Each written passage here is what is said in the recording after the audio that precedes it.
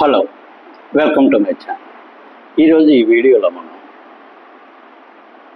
ఈ మధ్య జగన్మోహన్ రెడ్డి గారు క్రెడిట్ చోరీ లేదా క్రెడిట్ దోపిడీ అని చాలా ఎక్కువ సార్లు ఈ పదాన్ని ఉపయోగించడం జరుగుతుంది. అసలు ఈ క్రెడిట్ చోరీ ఎవరు చేస్తున్నారు? దీనికి సంబంధించి జగన్మోహన్ రెడ్డి గారు చేస్తున్న విమర్శలు అనేవి ప్రజల్లోకి ఎంతవరకు వెళ్తున్నాయి? జగన్మోహన్ రెడ్డి గారు చెప్తుంది ఏమైనా ప్రజలు నమ్ముతున్నారా? అసలు జగన్మోహన్ రెడ్డి గారు ఇలా క్రెడిట్ చోరీ అని చెప్పి చేస్తున్న విమర్శలు ఏమైనా సరే సమంజసంగా ఉంటున్నాయా అనే దాని గురించి ఈ వీడియోలో కొద్దిగా విశ్లేషణ చేసుకుందాం. ఇంతవరకు ఈ ఛానల్ సబ్స్క్రైబ్ చేసుకోకపోతే ప్లీజ్ ఈ ఛానల్ సబ్స్క్రైబ్ చేసుకోండి. ఇక విషయంలోకి వెళ్తే, శ్రీ జగన్మోహన్ రెడ్డి గారు ఆంధ్రప్రదేశ్లో ఏ విధమైన అభివృద్ధి జరిగినా, ఆంధ్రప్రదేశ్కి ఏ విధమైన మంచి జరిగితే అది పూర్తిగా ఆయన క్రెడిట్ అని, ఏమైనా చెడు జరిగితే మాత్రం అది కూటమి ప్రభుత్వ బాధ్యత అని చెప్పి ఆయన చాలాసార్లు చెబుతూనే ఉంటారు. కానీ ఇక్కడ మనం గమనించాల్సిన విషయం ఏంటంటే, ఆయన చెప్పే విషయాలు ఆయనే మర్చిపోతుంటారు.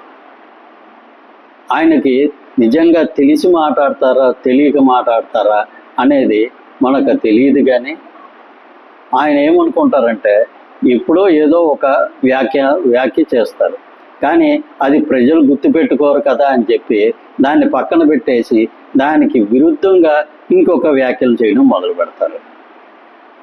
కాకపోతే ప్రస్తుత సోషల్ మీడియా యుగంలోనే ఎప్పుడో 5-6 సంవత్సరాల క్రితం మాట్లాడిన మాటలను కూడా ప్రస్తుతం నెటిజన్లు బయటకు తీసి ఆ రోజు మీరు ఎలా అన్నారు, ఈరోజు ఎందుకు ఇలా మాట మార్చారు అని చెప్పి ట్రోల్స్ చేస్తూనే ఉంటుంటారు. జగన్మోహన్ రెడ్డి గారు ఈ విధమైన ట్రోల్స్ని చాలా వరకు ఎదుర్కొన్నారు.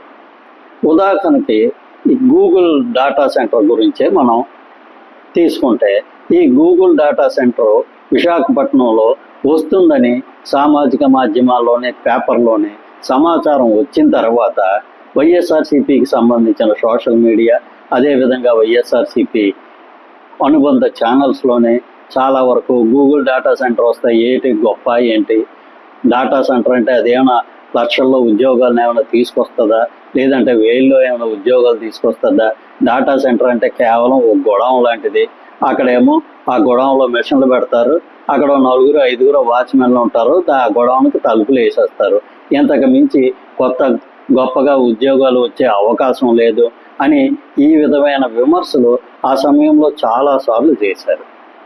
కాకపోతే ప్రజల నుంచి దీని మీద చాలా వ్యతిరేకత రావడంతోనే ఇలాగా కొంతకాలం ఒక 15 రోజుల పాటు ఈ గూగుల్ డేటా సెంటర్కు రావడం వల్ల పెద్ద గొప్పతనం ఏం లేదు, విశాఖపట్నం ఏమి డెవలప్ కాదు అని ఒక 15 రోజుల పాటు ఈ వైఎస్ఆర్సీపీ అనుకూల సోషల్ మీడియాలోని, అదేవిధంగా ఆయన అనుకూల ఛానల్స్లోనే రావడం జరిగింది.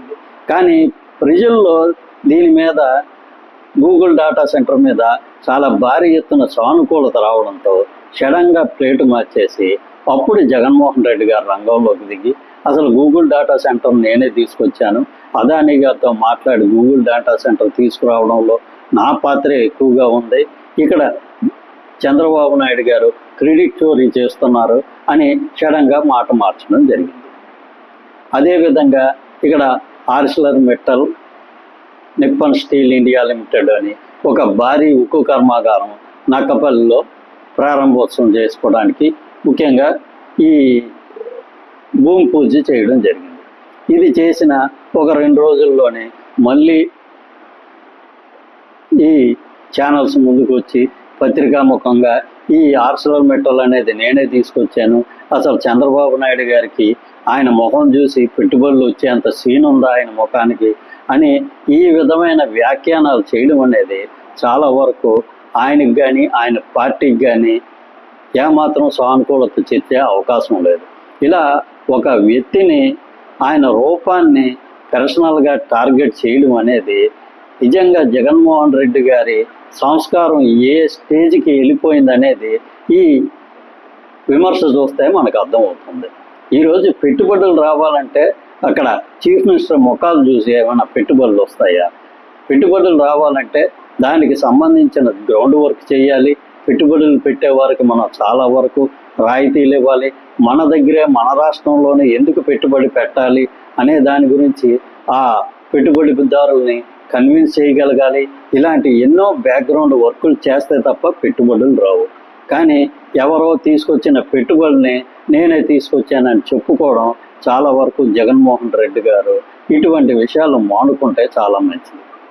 ఇక్కడ ఆయన భవిష్యత్తులో అయినా సరే ఏమైనా సరే కూటమి ప్రభుత్వం వల్ల ప్రజలు నష్టపోతుంటే అటువంటి కార్యక్రమాలను ఎంచుకొని దాని మీద విమర్శలు చేస్తే ప్రజల్లో ఏమైనా సరే సానుకూలత వస్తుంది తప్ప ఇలాగా ఏదైనా సరే ఆంధ్ర రాష్ట్రానికి అభివృద్ధి చెందే ప్రాజెక్టులు ఏమైనా వస్తే అది నేనే తీసుకొచ్చానని చెప్పాడు, ఆ తర్వాత దానివల్ల ప్రజల్లోని చులకనగా అయిపోవడం అనేది ఈరోజు జగన్మోహన్ రెడ్డి గారికి చాలా వరకు అలవాటు అయిపోయింది. కాబట్టి ఇకనైనా జాగ్రత్త పడి ఏ విషయం మీద విమర్శలు చేయాలి, ఏ విషయంలో తన హస్తం ఉందని చెప్పుకోవాలి అనే దాని గురించి ముందుగా ఆయన స్టడీ చేసి ఆ తర్వాత ఏ విధమైన వ్యాఖ్యలు చేసినా దానివల్ల ఏమైనా పార్టీకి కానీ ఆయనకు కానీ ఉపయోగం ఉంటుంది. లేదంటే ఇలాగే కంటిన్యూ అయితే 2019లో 2024లో వచ్చిన ఎన్నికల ఫలితాలే 2029లో కూడా వచ్చే అవకాశం ఉంటుంది. Thank you. ఈ వీడియో నచ్చినట్లయితే ఈ ఛానల్ సబ్స్క్రైబ్ చేసుకోండి. Thank you very much.